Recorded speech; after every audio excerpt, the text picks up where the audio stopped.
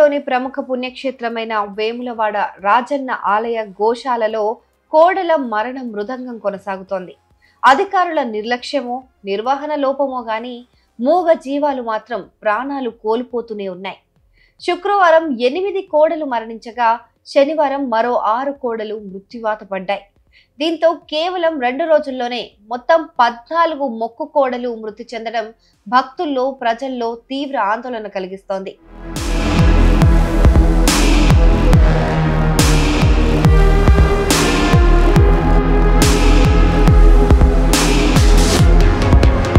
రాజన్న భక్తులు తమ కోరికలు తీరితే స్వామివారికి కోడలను సమర్పించుకోవడం అనాదిగా వస్తున్న ఆనవాయితీ. భక్తులు సమర్పించిన ఈ కోడలను ఆలయ అధికారులు వేములవాడ సమీపంలోని తిప్పాపూర్ గోశాలలో సంరక్షిస్తూ ఉంటారు.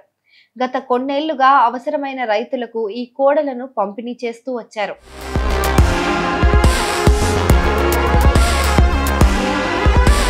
అయితే దాదాపు 6 నెలల క్రితం కోడెల పంపిణీ ప్రక్రియలో అవకతవకలు జరిగాయని, ఒకే వ్యక్తికి 60 మూగ జీవాలను అందించడం వివాదాస్పదం కావటంతో పంపిణీని పూర్తిగా నిలిపివేశారు. దీంతో గోశాలకు భక్తులు సమర్పించే కోడెల సంఖ్య రోజు రోజుకు విపరీతంగా పెరిగిపోయింది. వాస్తవానికి ఈ గోశాల 400 నుంచి 500 కోడలను మాత్రమే సంరక్షించే సామర్థ్యం కలిగి ఉంది.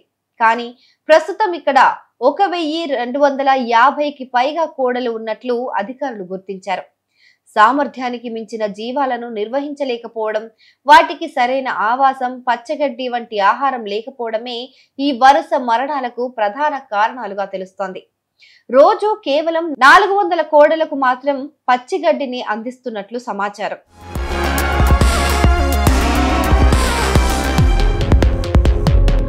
కోడల మరణాలపైన రాజన్న సిరిసిల్ల జిల్లా కలెక్టర్ సందీప్ కుమార్ ఝా తీవ్రంగా స్పందించారు. తక్షణమే సిరిసిల్ల వెటర్నరీ వైద్య బృందాన్ని వేములవాడ గోశాలకు వెళ్లి పశు వైద్య శిబిరం నిర్వహించాలని ఆదేశించారు.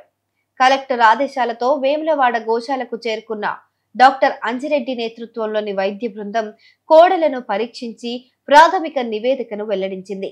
గోశాలలో డ్రైనేజీ వ్యవస్థ సరిగ్గా లేకపోవడం, గత 2 రోజులుగా కురుస్తున్న వర్షాలకు గోశాల అంతా బురదమయంగా మారడం, దీంతో కోడల మధ్య తొక్కిసలాట జరిగి మరణించినట్లు ప్రాథమికంగా నిర్ధారించారు.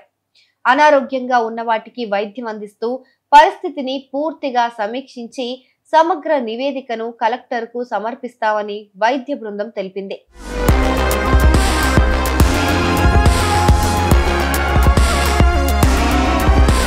గోశాలలో నిత్యం 10ల సంఖ్యలో కోడలు మృతి చెందుతున్నాయని భక్తులు తీవ్ర ఆరోపణలు చేస్తున్నారు. ఆలయ అధికారులు నిర్లక్ష్యంగా వ్యవహరిస్తున్నారని, తాము మొక్కులుగా సమర్పించిన జీవాలను సంరక్షించడంలో ఆలయ యంత్రాంగం పూర్తిగా విఫలమైందని భక్తులు ఆవేదన వ్యక్తం చేస్తున్నారు. అధికారుల నిర్లక్ష్యంపై తీవ్ర ఆగ్రహం వ్యక్తం చేస్తున్నారు.